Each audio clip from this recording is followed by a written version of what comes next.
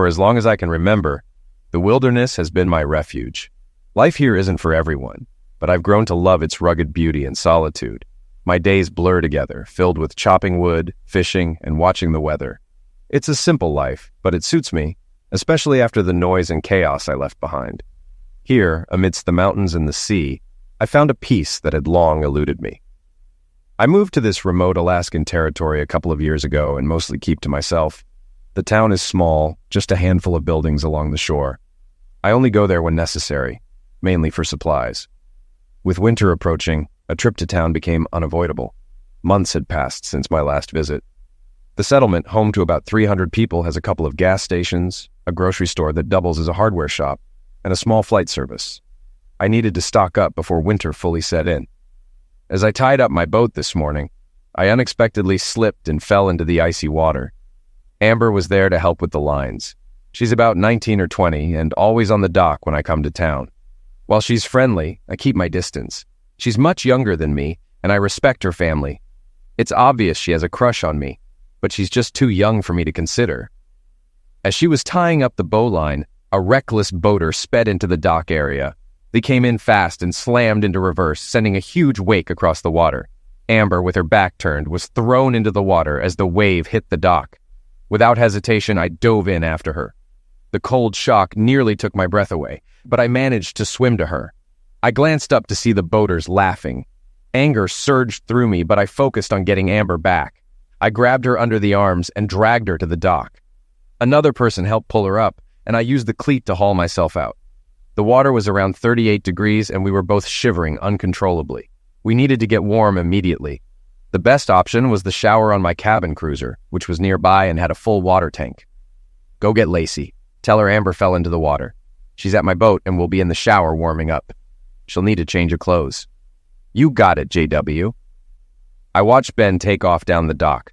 For a man of 65, he moved like he was 20. I was impressed. I managed to stand up, shivering uncontrollably, then bent down to pick up Amber, who was curled up and shaking. I had little time before I'd be too weak to move her.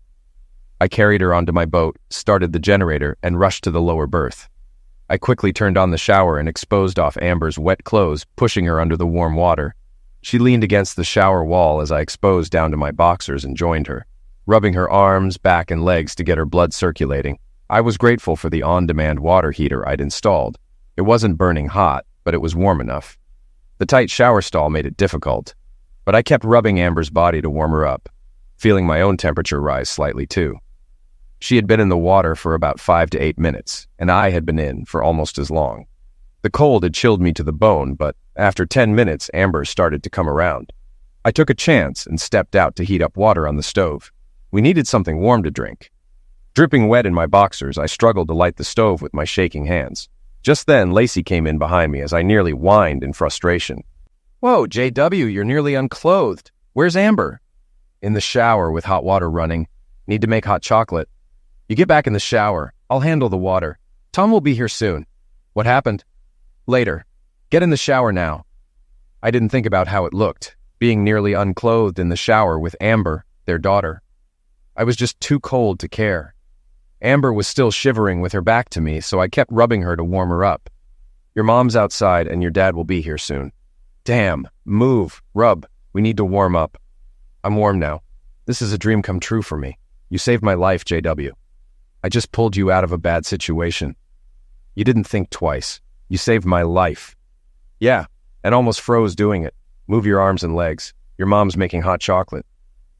A few minutes later, I heard Tom, her father, come aboard. I knew it was time to get out of the shower and into dry clothes. Then it hit me. Their daughter was unclothed. What would they think? I stepped out first, wrapping a towel around Amber.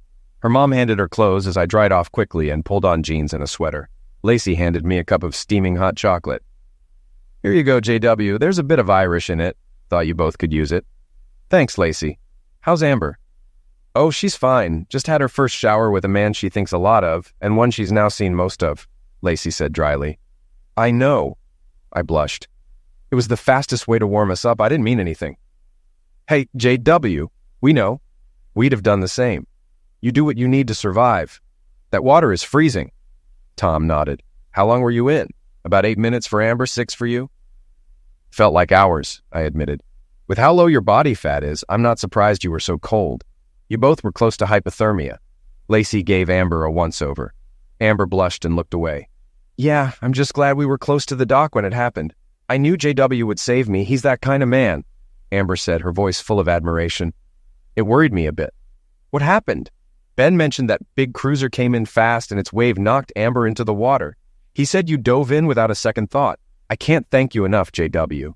You saved my baby's life, Lacey said, talking quickly, sensing the awkwardness in the air. Yeah, I jumped in because I saw she was struggling to breathe. That cold water can cause muscle spasms that are hard to control. She's lucky she didn't swallow a lot of water. Whatever you did, you saved her life.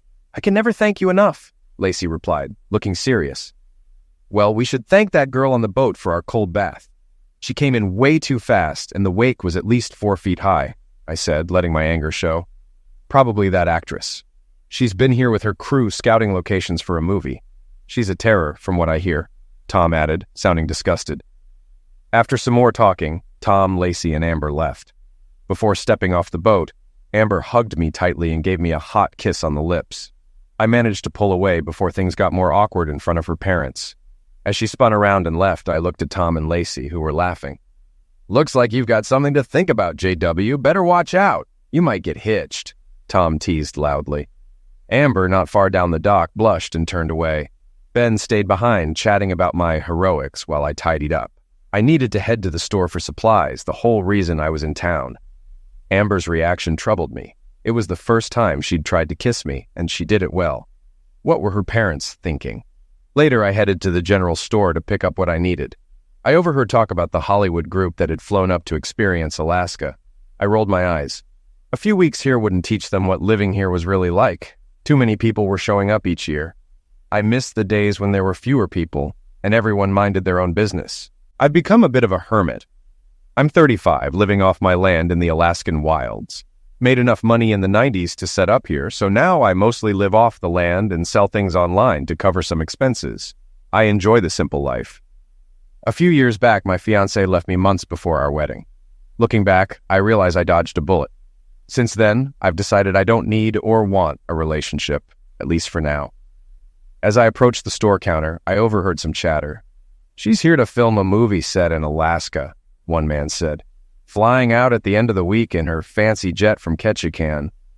JW, you should meet her. She's a looker and about your age. Maybe she's searching for a real man, Jacob teased. Cut it out, Jacob. I'm not interested in any woman, especially a movie star. She almost got me eliminated today, I snapped. Why so cranky? You just took a quick swim, someone else chimed in. Why don't you try that swim and tell me how nice the water is, I shot back. And stop trying to set me up, I'm fine. Relax, JW, Jacob laughed. But Emma thinks you could use a woman around. Yeah, right.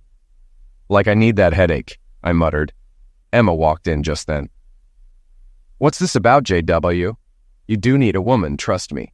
Please stop trying to find me one. I don't want or need it. I was lucky when the last one left, I replied irritably. Jacob changed the topic.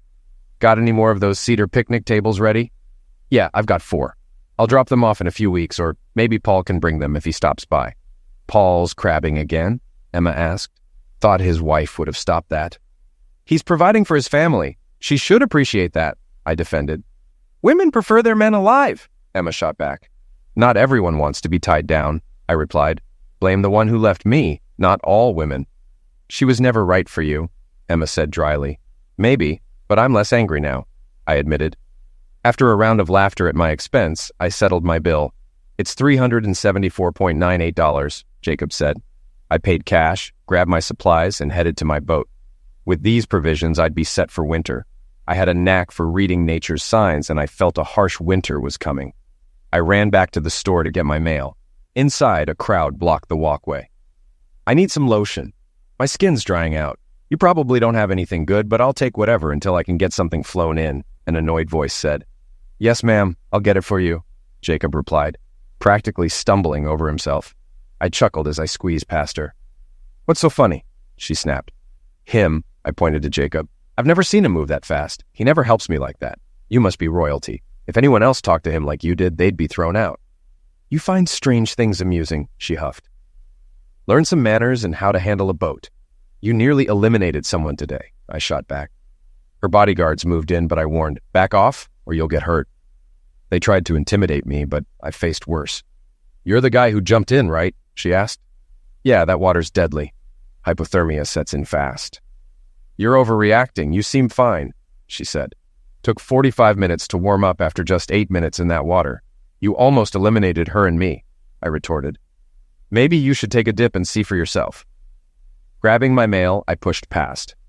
I can't stand people who think a short visit means they understand my world. You're a rude idiot, she called after me. Yeah, you have a nice day too, I replied, holding back from saying worse as Emma entered. This actress reminded me too much of my ex-fiancé, spoiled and self-centered. As I walked out, I overheard her asking Jacob about me. I missed his response, but I knew he'd smooth things over. He ran a business, after all. Her attitude irritated me, but I couldn't deny she was the most beautiful woman I'd seen in years. Not that it mattered. Beauty doesn't excuse recklessness. Most women in town were either married or too young. No single women my age, and I had no interest in a married one. Besides, I was already dealing with keeping Amber at a distance. I realized Amber had grown into a beautiful woman, which shook me since I'd always seen her as just a kid. Heading back to the cabin, I chuckled, picturing Jacob rushing to fill the actress's order. He acted like she was special, but to me, she seemed snobbish, just looking for publicity. Back at the cabin, I unpacked and started dinner. As the stew warmed on the stove, I looked out to the beach and spotted some driftwood to collect in the morning. Some of it could be used for making tables, and the rest would become firewood or material for home projects. My workshop is powered by a generator, and the cabin sits on a hill with a stunning view of the ocean and mountains. I own 50 acres, debt-free, so my expenses are minimal. Over the next few days, I gathered driftwood from the beach and offshore, towing it with my D6 cat. I cut it into planks and firewood, enough to keep warm through winter and make more picnic tables. My shop is decorated with glass floats I find while beachcombing. Most are green, but sometimes I find blue, yellow, or even red ones. Locals admire the setup, but I just see it as adding a bit of color. A few days later, I was on the mountain collecting branches for chair making. The weather was awful, but you can't wait for perfect conditions here. During lunch, I saw a white streak with black smoke in the sky. At first, I thought it was a meteor, but it was a small jet with a burning engine. The jet came in fast at a bad angle.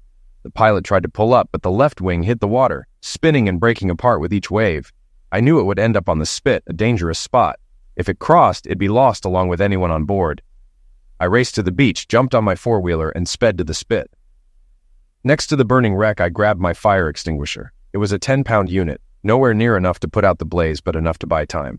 I aimed the nozzle at the smoking fuselage and emptied it, hoping to get inside and help whoever was still there. I saw a limp figure in a seat, released the seatbelt, and dragged them away. I went back 6 more times until the flames blocked my path. The pilots were likely dead, given the crushed cockpit. I tried to get closer, but was forced back by the heat. The bodies I pulled out were the movie star and her group. She was the first one I had rescued, though I hadn't realized it at the time. One of the 5 men I saved started coughing.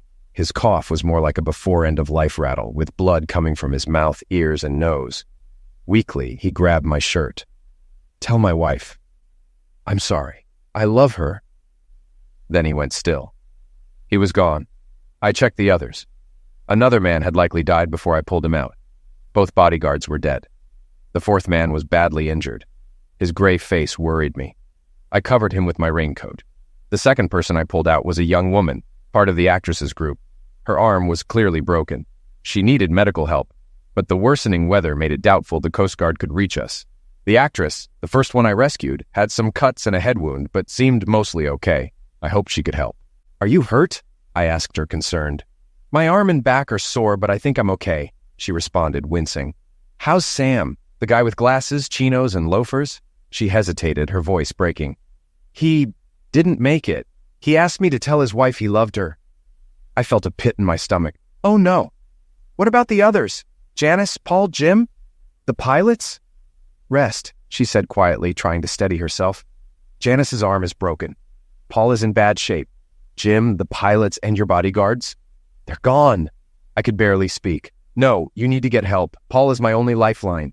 "I can't move him," she replied urgently. "It might make things worse. Go sit with him and Janice. I'll make calls and grab supplies. I'll be back in 15 minutes. Understand?" She nodded, dazed. I watched as she walked over to Paul and Janice. None of them were dressed for the cold. They probably thought they'd be in LA by lunchtime. I hurried back to the cabin and radioed the Coast Guard. The response came quickly, but filled me with dread. We can't fly out until at least the day after tomorrow. 75-knot winds and zero visibility. The cutter's grounded too. You're on your own, JW. I trusted the chief. If he said they couldn't come, it was bad. But I was desperate. Can't you send anyone? The man won't make it without help. The chief's voice was grim. What about the others? Pilots are dead, I answered flatly. 4 others dead. 1 woman with a broken arm, another with cuts. The man's in bad shape. His pupils are uneven. Could be a concussion or worse. I'm sorry, JW. We can't risk it. I'll have the surgeon talk you through some things. I'm not a doctor, I protested, feeling overwhelmed. I barely keep myself out of trouble here. You can do this. The surgeon will guide you and we'll come as soon as we can. I swallowed hard. What should I do? It's getting colder. The doc says to move him carefully with a blanket.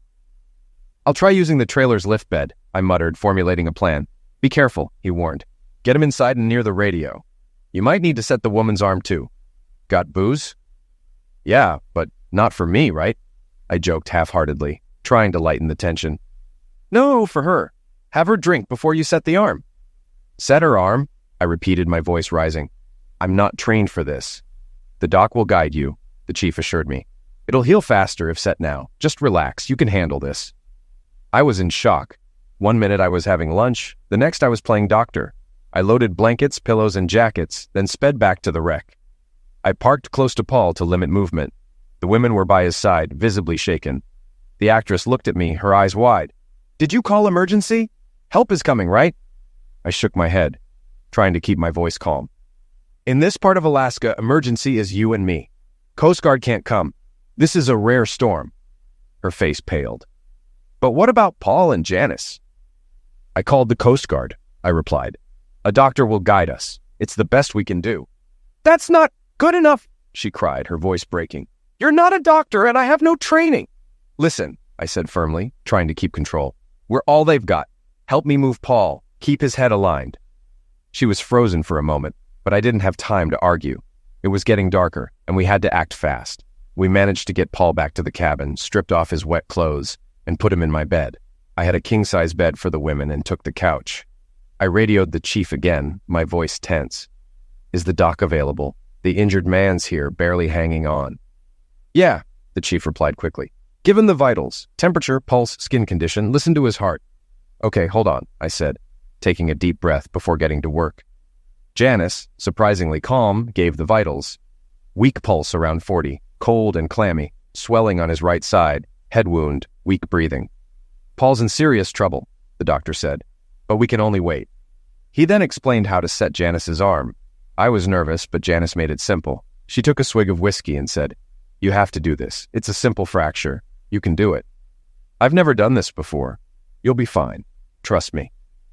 Somehow I managed to set her arm without more damage. Splinting went smoothly. When she came to, Janice said, Lucy, let JW check your head. No, I'm fine. Lucy shot me a glare. My arm's broken, so I can't help you. Your cut is still bleeding. Let JW bandage it, Janice insisted. The booze gave Janice some courage, but Lucy shot me a look I couldn't quite decipher. Part superiority, part fear. I didn't want to focus on her right now. There were more urgent injuries to deal with. JW, do something, Janice urged, her voice tense. Lucy's losing blood. Damn it, I muttered under my breath. She'll hate this. She doesn't want me touching her. And how do you even know my name? Jacob and his wife told us, Janice explained. And she doesn't hate you. It's the opposite. I do not, Lucy snapped, glaring at Janice for siding with me. He's an idiot, a dirty bum, I shot back. I'm not a bum. If you weren't so stuck up, never mind, you need help. Or do you want to pass out and have me take care of you when you can't argue about it? Enough, Janice cut in, clearly done with the bickering. Lucy, lie down. JW, get the first aid kit. Lucy reluctantly lay on the couch, still fuming. I grabbed the kit and went to work while Janice hovered nearby, keeping a watchful eye. When I touched Lucy's head, she flinched. Hold still, I said, trying to keep my voice calm. I'm not going to hurt you. Just need to clean and cover the wound. She flinched again, but I focused on being as gentle as possible. The bandage wasn't perfect, but it would do the job. Once I finished, Lucy tried to sit up, but Janice gently pushed her back. "Stay put," Janice ordered softly. "JW will get you a blanket and pillow." "I thought you two would take the king-size bed," I said, glancing between them. "I can carry her in there." Janice shook her head. "No, she needs to rest here. I'll sleep in this chair. You take the bed." "No way," I insisted. "You two take the bed. I'll carry her in so you can both sleep better. It's a king-size, plenty of room. My house, my rules." Later that night, I woke up to find Janice standing over me. She bent down, kissed my forehead, and adjusted the blanket. "You didn't have to do that," I murmured, still half asleep. "What was the kiss for?" "To say thank you," she replied softly. "You saved us." "No, I just helped," I said, brushing it off. "Paul's still not out of the woods, and Lucy's sleeping too hard. You should get some rest. Your arm must be killing you." I took some Tylenol and more whiskey. Hard to sleep with the pain. "Hey, that's good whiskey," I teased. "No, it's not," Janice shot back, smiling faintly. "Bet it cost you about $14. "Maybe," I admitted, grinning. "But that's not the point." "It doesn't matter," she said, her tone more serious now. "What matters is you're not as bad as we thought. You really tried to help us." "Yeah, well, it just means I can't mind my own business." "You're a real pain, you know that," she teased. "I'm sorry, Janice," I said, softening. "It's been a long day. You need to rest. Help might come by morning." She shook her head slightly. "Help is already here, in the form of you." "I'm not much," I muttered. "Trust me, you are," she replied quietly. The next day was quiet, except for the storm raging outside. I called the Coast Guard again, but they still couldn't fly or send the cutter. I made a fire to keep the cabin warm. As I stood by the stove, I heard someone approach from behind. "What are you doing?" Janice asked, her arm still in a sling. "Making breakfast," I replied. "Eggs, bacon, pancakes, and toast?" She raised an eyebrow. "How do you have a toaster out here?" "Generator out back," I explained. "Got a toaster, microwave, TV, even internet." "TV?" she asked, clearly surprised. "Satellite, not cable. I'm not as backwoods as you think." She smiled faintly. "How's your arm? Need more Tylenol?" "I'm okay," I assured her. "Took some earlier. Can I help?" I shook my head. "Just sit and talk. You shouldn't be moving around with that arm." "It's my arm, not my leg," she said a bit stubbornly. "I need to do something. I owe you." "You don't owe me anything," I insisted. "And if you try to help, I'll carry you back to bed." "Sounds like macho Neanderthal talk," a voice chimed in. I turned to see Lucy standing there, arms crossed, looking skeptical.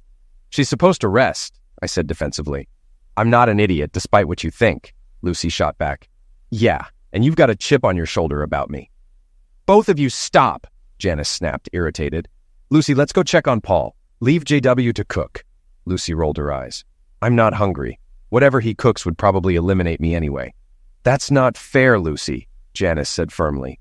"You need to apologize." Lucy glanced at me with a mix of contempt and something else. I turned back to the bacon. "It's fine," I muttered. "She doesn't need to apologize." There was a pause before Lucy spoke again, her voice softer. "Yes, I do. I'm sorry, JW." "All right," I replied, trying not to sound smug. Lucy's eyes flashed angrily. "That's it? All right?" she snapped, clearly expecting more. I was caught off guard, but before I could respond, Janice stepped in. "Lucy, stop! He accepted your apology. Let it go." "But what about how he's treated me?" Lucy demanded. Janice sighed. "Come talk to me, Lucy. Leave JW alone." "Fine," Lucy huffed. The two of them left to check on Paul. What they didn't know was that I had been up several times during the night, checking on him. He was hanging on, but I was growing more anxious, hoping the Coast Guard would arrive soon. After breakfast, I went to my shop for some peace and quiet. I didn't realize someone had followed me until I heard the door creak open, a gust of wind nearly sucking the fire out of the stove.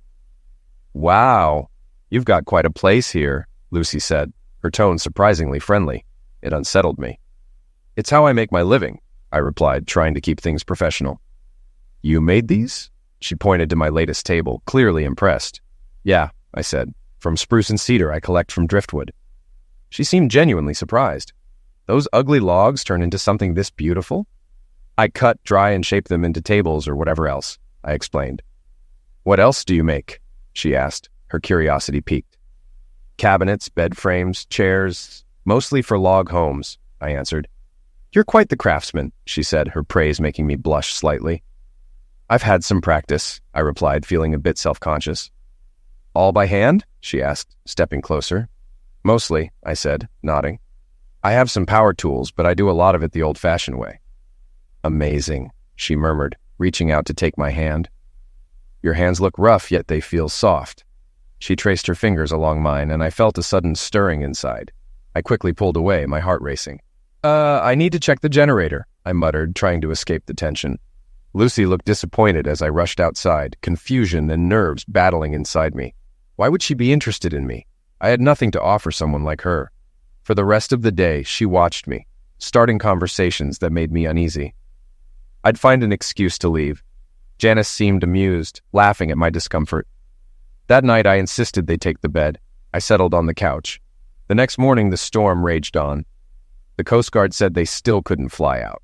I followed the doctor's advice, but wished they could take these folks off my hands. That morning, both women borrowed my clothes. Janice wore an oversized shirt, while Lucy's borrowed clothes fit better. Lucy stayed close, her usual sharp comments gone, making me more nervous. Later, I secured some logs on the beach. As I struggled with the cables in the rain, a hand appeared to help. It was Lucy. Together, we secured the logs. I was surprised she came out in the nasty weather. It made me rethink my opinion of her. As we walked back, I saw Janice watching, smiling. That night, after dinner, we all sat and talked, mostly about me and my place. Later, I woke up to see a shadow over me. A soft hand touched my face. You're my knight in shining armor, she whispered. I pretended to sleep, thinking about her words. On day 4, I checked the wreckage for salvageable luggage. There was nothing but rags. When I returned, Lucy was folding clothes. Sorry I was gone so long. Your luggage is all charred. Looks like you'll be wearing my t-shirts again tonight. They're comfortable, she teased, giving me a look I couldn't place. Fine, take any shirt you want, I muttered, retreating to the kitchen. While I washed dishes, Janice stood beside me, attempting to help with her one good arm. After realizing she couldn't do much, she simply watched. You know she's falling for you, she said quietly. No, it's just a crush. You put a small group of people together, and it happens. Once this camp is over, she'll move on. She'll find someone more suited to her life back in Hollywood. I know Lucy better than anyone. She's changing, and it's different this time. She's falling for you, JW. Don't hurt her. Me? Hurt her? Once the Coast Guard gets here, this will just be a memory, some adventure she'll romanticize until someone new comes along. You're underestimating her, Janice insisted. She won't forget you. Janice, we haven't dated, kissed, or done anything lovers do. She's just in summer camp mode. Janice laughed. Oh, you're in for a surprise. It'll be interesting when Lucy gets back to Hollywood. You mean when she goes home? No, I mean Hollywood. She thinks of this cabin as home now. Janice, it's been 4 days. There's no way she's in love with me. It's just summer camp syndrome, trust me. That night at dinner, I thought back on our conversation.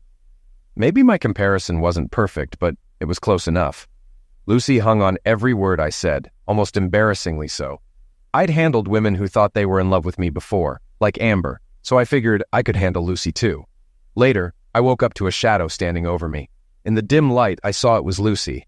I pretended to sleep as she softly whispered, I love you, JW. You're my knight in shining armor. Her hand touched my shoulder and her lips brushed my cheek. It took all my will not to react. Even after she left, I felt the warmth of her touch linger. I spent the rest of the night arguing with myself while checking on Paul. I told myself it was just summer camp syndrome, but I kept wondering, what if it's not? By morning, the storm had calmed, and sunlight began breaking through. We had breakfast, and I prepared Paul, knowing the Coast Guard would arrive soon. Half an hour later, we heard the helicopter approaching. I stepped outside, hoping the doctor was on board. He was. The doctor and a medic entered the cabin, quickly hooking up IVs and getting Paul ready for transport. We'll take him and the young lady to Ketchikan, the doctor explained, gesturing to Janice. Then we'll come back for the others. He turned to me. You did a good job, JW. Paul's going to be okay. I'll stay with Lucy for now, Janice said firmly. The doctor hesitated, but eventually nodded in agreement. After the helicopter left, I noticed Lucy staring at me, visibly unsettled. What? I asked, confused by her gaze. Tears welled up in her eyes. You saved our lives, she said softly. I shrugged. Just did what anyone would have done. She shook her head. No, you saved us. They'll be back soon to get you too. You'll be out of here soon. Janice looked at me, her expression full of a newfound understanding. You really did save us, JW. Paul wouldn't have made it without you. And you set my arm like a pro. The doc was on the radio, I replied, trying to downplay it. Yeah, but you did the work, Janice insisted. Fine, I muttered. You're welcome. All of you. Lucy gave me a long look. You really don't like praise, do you? She asked, her voice soft but teasing. I just did what anyone would do, I repeated, feeling uncomfortable. No hero here. It is to us, Lucy said, her tone more serious.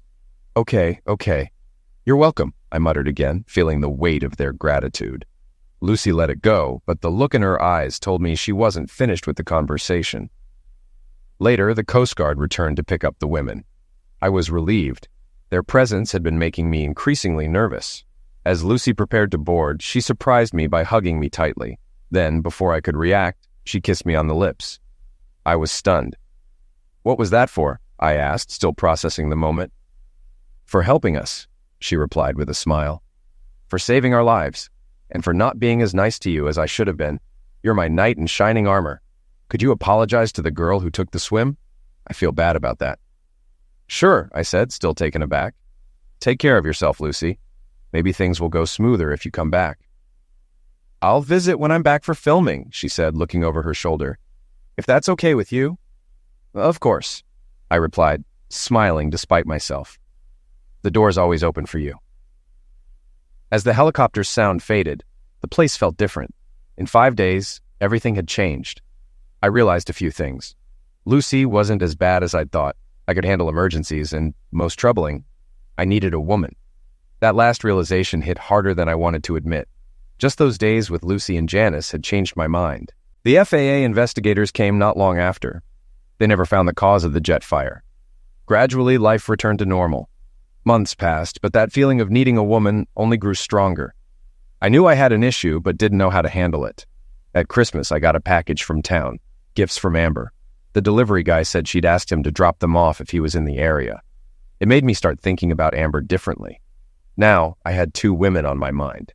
Winter dragged on, but eventually the snow melted and spring arrived. It had been a long, harsh season, but I got a lot done. I finished 25 table sets and some end tables. I decided to take them to town myself, since I hadn't been able to reach Paul to see if he'd made his crabbing trip safely. When I arrived in town, Jacob seemed to be in a mood. Hey, Jacob, how's it going? I greeted him. Pretty busy, he replied. The film crew brought about 100 people, so I've had to double my orders. Oh, they're filming now? I asked, trying to make conversation. Yep, he nodded. That actress has been asking about you. Seems you made quite the impression. Nah, I just helped when they needed it, I said, brushing it off. Not what I heard, Jacob said with a knowing look. Curious, I pressed him.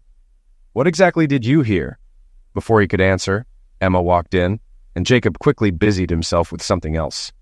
Frustrated, I tried again. What have you been hearing? Nothing.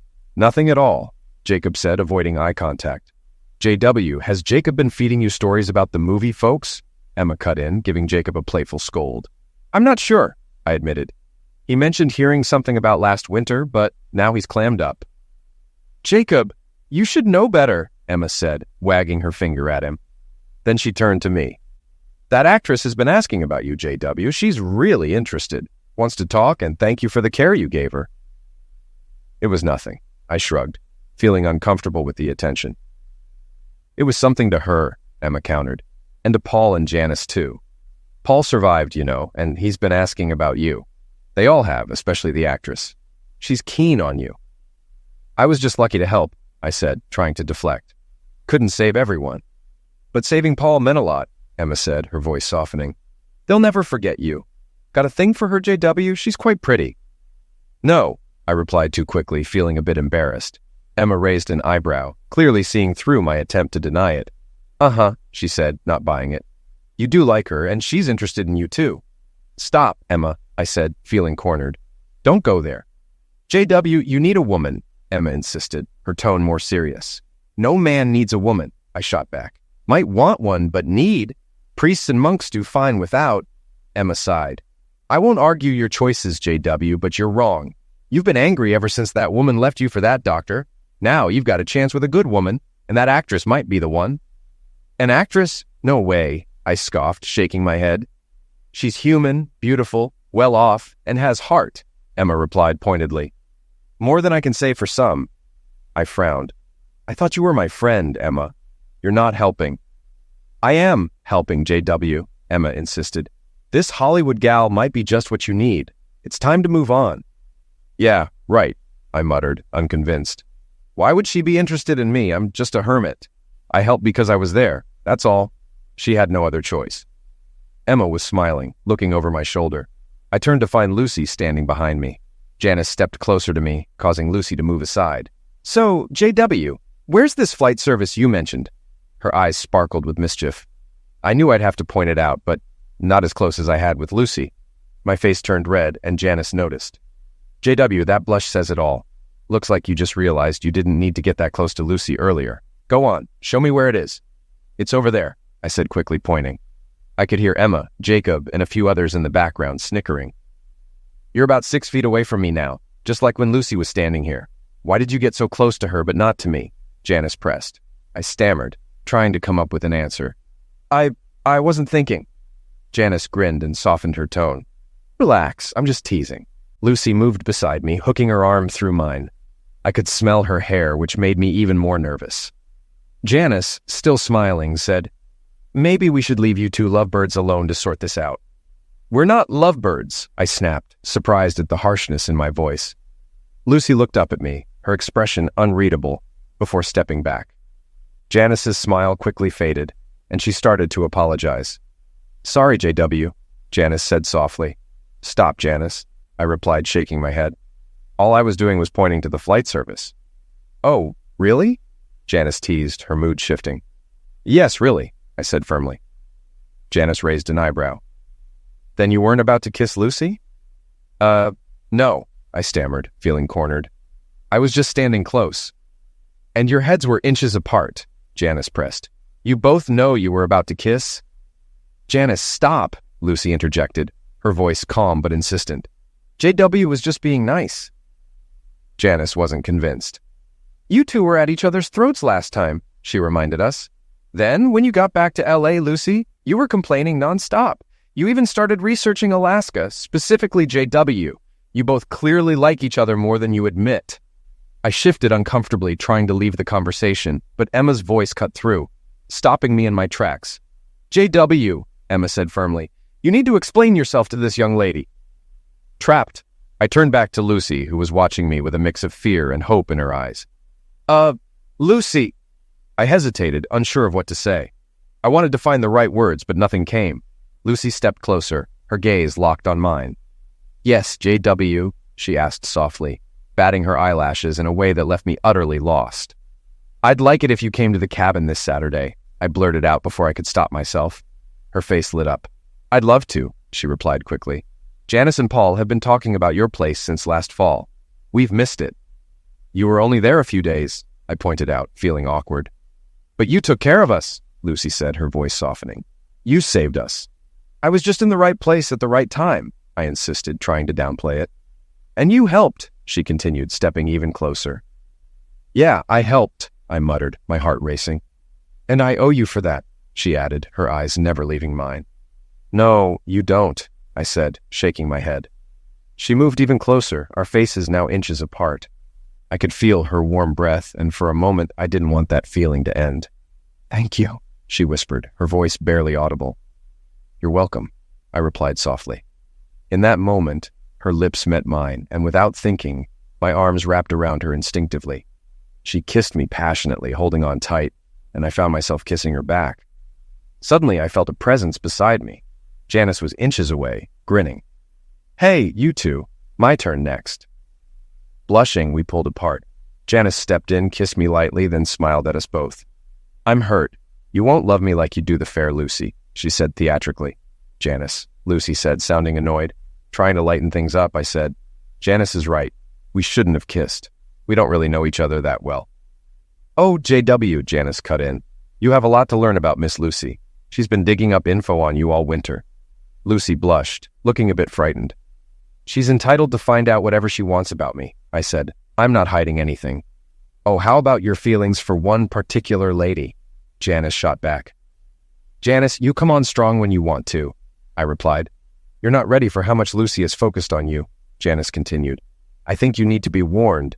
"Janice!" Lucy nearly shouted on the verge of tears. I felt for her. I was the center of her interest, and it made me blush too. I turned to Lucy. "Look, I think I like you more than a little. I'd like to get to know you better, but I'm just me. What you see is what you get." Emma and Jacob were beaming. I felt like this was all happening too fast and in the wrong place. Backing away, I said, "I'm not one to discuss personal matters in public.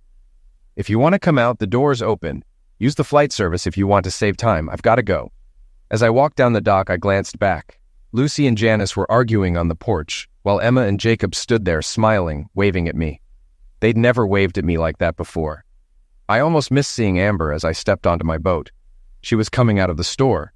I hadn't seen her inside, so I wondered, where was she during all that? The whole incident felt like grade school. Do you like her? She likes you. I didn't like it then, and I wasn't a fan now. Despite missing Lucy, I hoped she'd get too busy to come back. I didn't want complications, and I could tell being part of her life would be just that. Saturday morning, I heard the float plane approaching. It banked hard, then descended toward my dock. It was Joe himself flying, even though he was in his 70s. I wondered why he took this flight instead of one of his other pilots. As he docked, I grabbed the line and tied it off. Janice stepped out of the plane first, followed by Paul and then Lucy. Lucy looked around nervously until her eyes landed on me. Her face lit up and she started walking toward me. As she got closer, she broke into a run, throwing her arms around me and hugging me tightly. She kissed my cheek, and before I knew it, that kiss turned into a passionate one. Joe, standing nearby, cleared his throat. When should I pick you up tomorrow?" he asked. Janice smiled over at him. 4 in the afternoon will work." "Okay," Joe nodded. "Bringing back any fish or game?" Janice chuckled. "I doubt it. Maybe just Lucy and her big old bear," she teased. "Janice, stop it," Lucy said, stamping her foot in protest. "No, Joe, just us." Joe nodded again, then untied the plane and climbed aboard.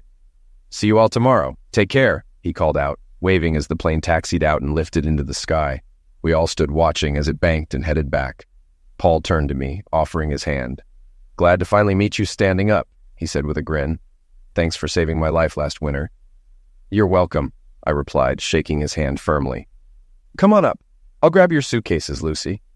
Lucy shook her head. "I can carry my own stuff, thanks." Paul interjected, giving Lucy a teasing look. "Let him help, Lucy. You argue more than any woman I know." Lucy blushed slightly, then handed me the larger suitcase without further protest. Janice laughed. "Paul, you should have been up and about back then. You could have quieted them both faster than I ever did." "Janice," Lucy snapped, her frustration clear.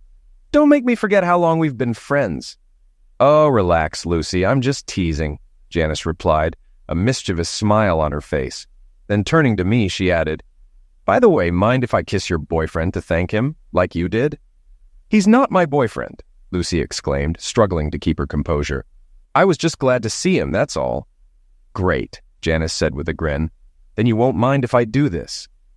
Before Lucy could respond, Janice stepped forward, hugged me tightly, and kissed me on the lips. The kiss lingered longer than I expected. Startled, I let go of the suitcase and hugged her back before gently pulling away. I saw a look in Lucy's eyes that hinted at jealousy. I wondered briefly why, but the moment passed as we headed up the path to my cabin. "You girls can take the big bed. Paul, you get the other bed in there. I'll sleep on the couch."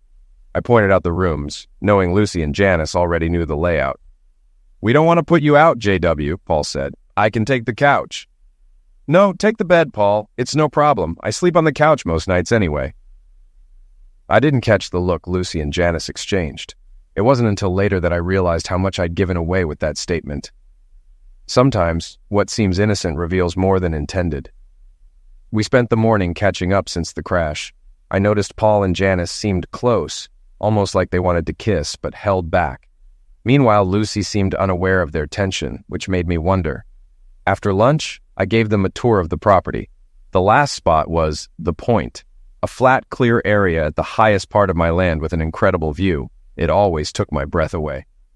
"Why didn't you build your cabin here?" Paul asked. "The view is amazing." "Building here would ruin this place. I might put a bench near that Sitka spruce someday, but nothing else. It's perfect for meditation, I replied. Meditation? You? Lucy looked surprised. Yeah, I meditate when I can. This spot calms me, I said, smiling to show I wasn't offended. You keep surprising me, JW, she replied. Oh, look, I have cell service. I can make calls or get messages here. Don't count on it. Reception is spotty at best, I said. She looked disappointed, focusing more on cell service than the view. As we headed back, I noticed a small skiff approaching the dock. It was rare to have visitors, so I was curious. Lucy took my arm. You know, we could put a cell tower up here and get reliable service. Why would I want a cell tower messing up the view? I don't need that kind of technology here, I snapped. She looked stunned, and it wasn't until we were near the cabin that I realized she'd said, we could put in a tower. It made me rethink what kind of relationship she was imagining. The person from the skiff was walking up the trail. When they got closer, I saw it was Amber carrying 2 large salmon. Hey, JW, thought you might like some fresh salmon. Just caught these an hour ago, she said, glancing at Lucy and the others. Oh, you have company. Thanks, Amber. We could have a salmon bake if you'd like to stay, I asked, curious, since this was the first time Amber had shown up alone. That sounds good. I don't want to intrude, though. You're not intruding, Lucy cut in, taking my arm. Amber, right? I'm Lucy. This is Janice and Paul. We're just visiting for a couple of days. JW invited us. Amber stayed cool, though I caught a spark in her eyes as Lucy linked arms with me. I began to rethink my invitation, but it was too late. Amber was already inside the cabin. Lucy tightened her grip on my arm. Janice looked like she was barely holding back laughter, while Paul just smiled at me. I was starting to regret having company. Inside, Amber went straight to the sink. Got a fillet knife? I'll get these ready for baking, she said, flopping the salmon onto the counter. I handed her the knife and stepped back. Lucy, Janice, and Paul watched as Amber expertly filleted the salmon, leaving the skin and guts in one piece. Both salmon were done in just minutes. I noticed all 3 of them had a yuck look on their faces. Amber finished, and there was a brief silence before I spoke up. Amber worked at the canneries in high school. She's had a lot of practice. Lucy stared at Amber, then at me with a look I couldn't read. Janice had a similar expression, while Paul struggled not to laugh. Amber looked at me with an oddly personal gaze. The silence grew awkward. So, how about I get the grill going? Paul, can you help me? I asked. Paul nodded, and we stepped onto the back deck. The women stayed inside, talking. Looks like you've got your hands full, Paul said. Yeah, I'm not sure what to do, I admitted. Well, you have 3 choices. Go after Lucy, pursue Amber, who seems already hooked, or get on your boat and take off, he said. He nailed it. All 3 options had crossed my mind. What would you do? I asked. If I weren't into Janice, I'd go for Lucy. She's changed a lot since last summer, and you're a big part of that. But if I were you, I'd probably choose Amber. She's used to this lifestyle and seems level-headed. In other words, I'm on my own, I sighed, lighting the grill. Yep, it's up to you, partner, but you might need to act soon, he said with a knowing smile. That boat is looking pretty tempting, I muttered. Paul laughed. He was a solid guy who knew I had to work things out myself. The day had opened my eyes. I had to decide who I really needed in my life. The hard part was knowing someone would get hurt. For a moment, I seriously considered Paul's 3rd option. Could I make it to the boat without being caught? Dinner quickly turned into a verbal duel. It started with Lucy's question to Amber. So, Amber, are you planning on going to college this fall? Amber glanced up before replying. Probably not. My dad's a guide, and I'll likely join the family business, she answered with a smile. I'm sure taking some business classes could help with that, Lucy suggested, clearly probing. The University of Alaska offers online courses, and I'm already taking some. Besides, my man lives nearby, and I want to stay close, Amber replied, glancing at me. Paul and Janice exchanged amused looks, ready to laugh. It was clear both women had a common focus. Me. Getting out and seeing the world could be good for you, honey, Lucy pressed on. You might find better opportunities. Amber's gaze turned icy. I've seen the world, honey, and I know what and who I want in it. Her tone was dripping with sarcasm. Lucy kept pushing. But a girl your age could learn so much by going to a university. Why limit yourself to this small place? Amber's eyes locked onto mine. We both know we want JW. I'm not leaving just so you can swoop in. I love him just as he is. I was stunned. I hadn't expected Amber to make such a bold declaration. Janice and Paul shifted in their seats, bracing for a possible confrontation. Lucy took a deep breath. I'm closer to JW's age, and I can give him a more stable life. I do a lot for him. Amber's expression hardened. You'd probably try to change him, build a mansion here, and leave him alone while you're off filming.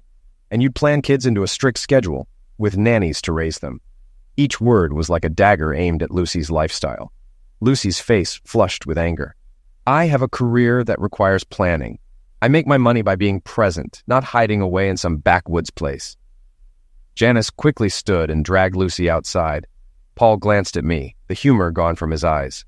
He silently followed them outside, leaving me alone with Amber. Amber turned to me, regret on her face. I'm sorry, JW. I didn't mean to upset her, but I had to stand my ground. I think I should go now. In that moment, everything clicked. I realized why I'd felt uneasy about Lucy. Her career would always come first, and I'd always be second. Amber, on the other hand, was ready to put me first. But she didn't know that I was already in love with her. I loved Amber. Amber got up to leave, and I followed. I pulled her into my arms, and her tears began to fall. I'm so sorry, JW, Amber sobbed, her voice breaking. I always mess things up when I'm close to you. I just love you so much. I gently kissed her on the top of her head. Go clean up. We need to talk, I said softly, guiding her toward the bathroom. Once she was inside, I stepped outside and found Lucy and Janice deep in conversation. As I approached, Janice stepped aside, sensing the tension. Lucy, we need to talk, I said quietly. Lucy nodded, tears brimming in her eyes. I know, she whispered. You and I won't work. I do love you, but I can't walk away from my career. It comes first. We should call Joe and leave today. I pulled her into a gentle hug. She kissed me softly, the kiss carrying the weight of goodbye, more like a farewell between friends than lovers. After a moment, Lucy and Janice walked away together to find Paul. As they left, I turned to see Amber standing in the doorway, looking sad and uncertain. I motioned for her to come closer. Your parents know you're here? I asked gently. Yeah, she said, nodding. I told Mom I was going fishing. It's late to go back by boat, I pointed out. Do you want to fly back with Lucy, Janice, and Paul? Amber's head snapped up, her eyes filled with fear and reluctance. No, she said hesitantly. I'd rather stay. Amber, I said, my tone soft but serious. Do you know why Lucy is leaving today? She shook her head. No. It's because we both realized that we wouldn't work out, I explained. Her eyes dropped to the ground and I could see her confusion. I took a deep breath. And I realized I loved someone else. Her eyes widened in surprise. Who? You, I said, my voice steady. I love you, Amber. Without hesitation, she leapt into my arms, covering my face in kisses. I love you, JW, she whispered, her voice filled with joy. We saw Lucy, Janice, and Paul off. There were no hard feelings, just the acceptance of what wouldn't be. After they left, I turned to Amber. Think you should call your parents and let them know where you're staying tonight? I asked, curious about how she'd handle it. Amber made the call. I heard her tell her mom she'd be spending the night with me. Her mom's response was something I'd never forget. Well, it's about damn time.